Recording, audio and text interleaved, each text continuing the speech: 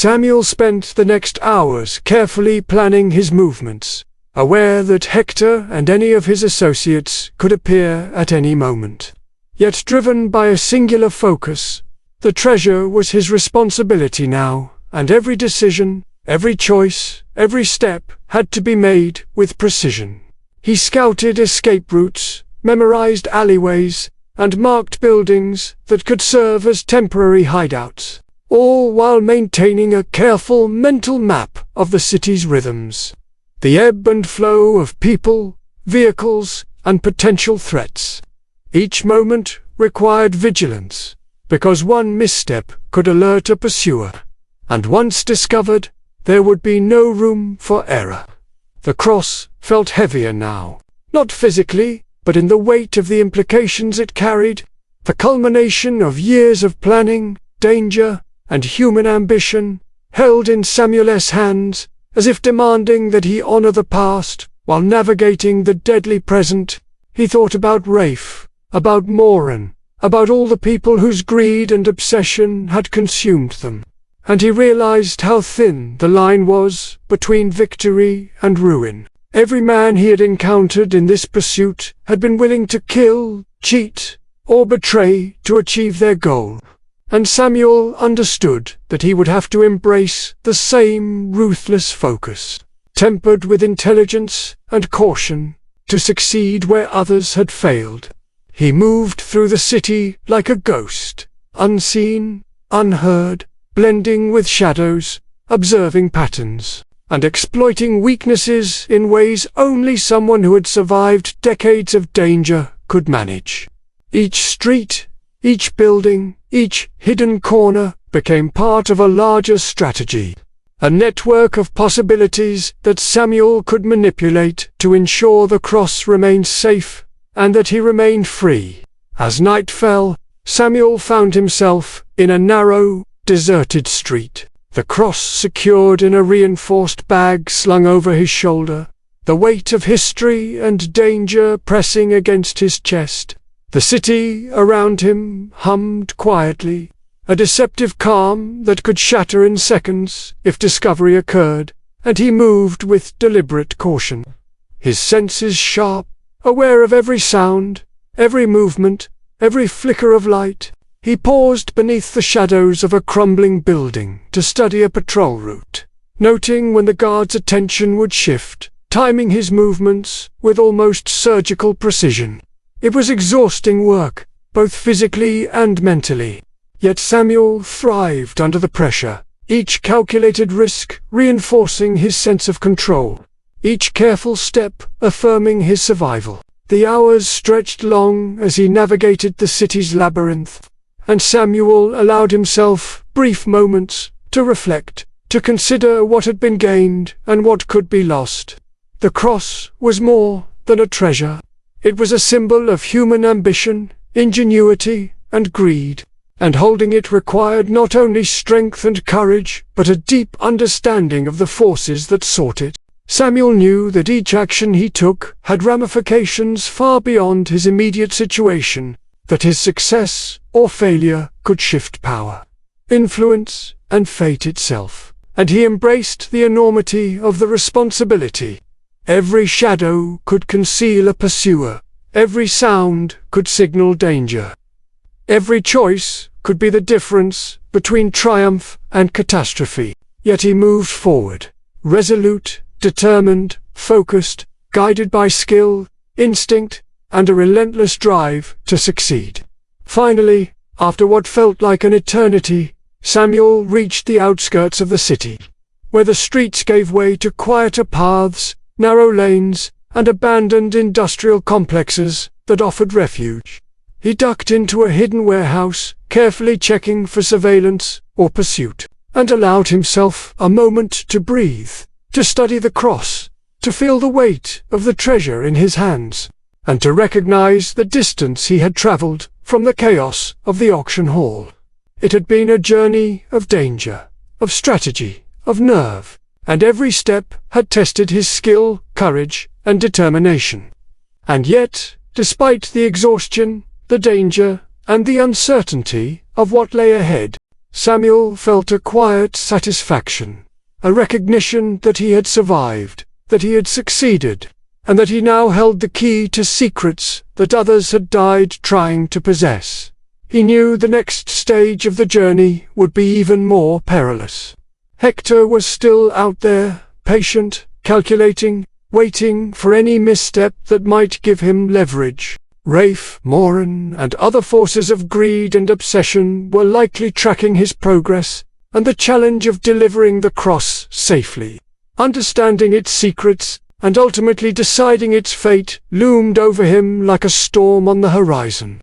Yet Samuel welcomed the challenge, because he had been forged by danger, tempered by adversity, and guided by an unwavering focus on survival and purpose.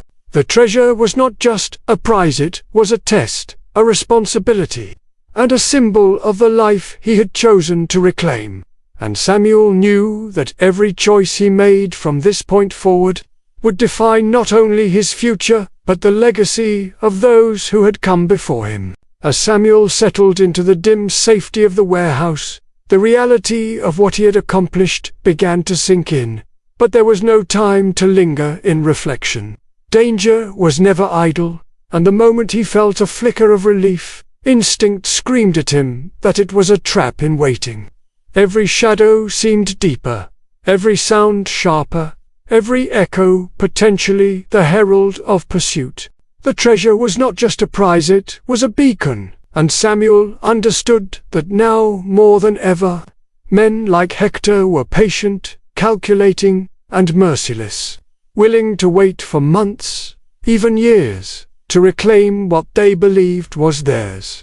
The cross pulsed in his hands with weight and significance, its intricate engravings catching the faint light and reflecting the complexity of the human obsessions it had inspired. This was more than gold, more than history, it was power, influence, and the culmination of secrets too dangerous to be entrusted to anyone but the cleverest, most determined individual alive. And Samuel had proven he was both. He mapped out the next steps carefully, understanding that extraction was only the beginning, and that he would need to navigate not only physical dangers, but human ones: betrayal, greed, and vengeance lurking behind every corner. He considered every possible ally, every potential threat, every subtle deception that could appear in the next hours. And he realized the line between friend and foe had blurred almost beyond recognition. Even those he trusted could be coerced, manipulated, or bribed, and Samuel had to plan for every contingency with precision. The city was a living organism, every street, every alley, every light a potential hazard or an opportunity, and Samuel moved with the confidence and caution of a man who had spent years surviving in worlds far more dangerous than mere streets and corridors. Night fell again, bringing with it the eerie calm of the city. Asleep but vigilant, Samuel moved with deliberate stealth through the outskirts, carrying the cross like a relic that demanded reverence, aware that every footstep could be observed, every shadow a potential threat. He navigated with precision, timing his movements with the rhythm of distant guards, patrols, and the subtle shifts of the urban landscape, slipping unnoticed through narrow passages and abandoned buildings, blending with the darkness as though he were a part of it. His mind remained sharp, cataloguing every risk, every possible reaction from those who might be pursuing him, calculating the likelihood of detection and countering each hypothetical threat before it could materialize. The thrill of danger was constant, and Samuel felt it coursing through him like adrenaline and fire, reminding him why he had survived this long and why he was capable of taking the treasure to safety when others could not. The night stretched endlessly, filled with tense silence punctuated by distant noises, a cat rustling through trash, a vehicle turning a corner, the faint echoes of voices far away. Samuel's senses were acute, every sound interpreted, every movement tracked, every shadow weighed for potential threat. He paused only when necessary, catching his breath, adjusting the bag containing the cross, and mentally rehearsing the final steps of this phase of his journey. Even in these quiet moments, the weight of responsibility pressed down upon him. Failure was not an option. Betrayal was a constant threat, and the consequences of discovery were unthinkable. Every instinct screamed vigilance, every experience whispered caution. And Samuel embraced both with the intensity of a man who had spent a lifetime on the edge of survival. Hours passed, the faint first hints of dawn beginning to light the horizon. Samuel reached the final checkpoint he had planned, a small, abandoned industrial yard that offered cover, escape routes, and a momentary reprieve. He carefully examined every angle, every hiding place, ensuring that he was not being tracked, that no pursuer had slipped past his careful surveillance. For a brief moment, he allowed himself to look at the cross, tracing the lines and symbols, feeling the weight of history and human obsession it carried, and understanding that this moment was both victory and responsibility. He could not celebrate, for the journey was far from over.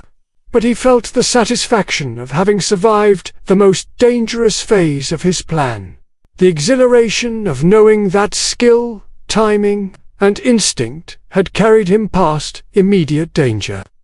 But Samuel also knew that the greatest challenges were still ahead. Hector was patient, calculating, and relentless. Rafe and Moran were unpredictable, cunning, and motivated by greed.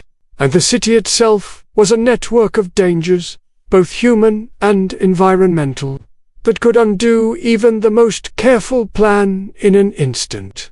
Every decision, every step, every movement would be tested in the coming hours, and Samuel steeled himself for the confrontation, the pursuit, and the choices that would determine whether the treasure and his life remained secure.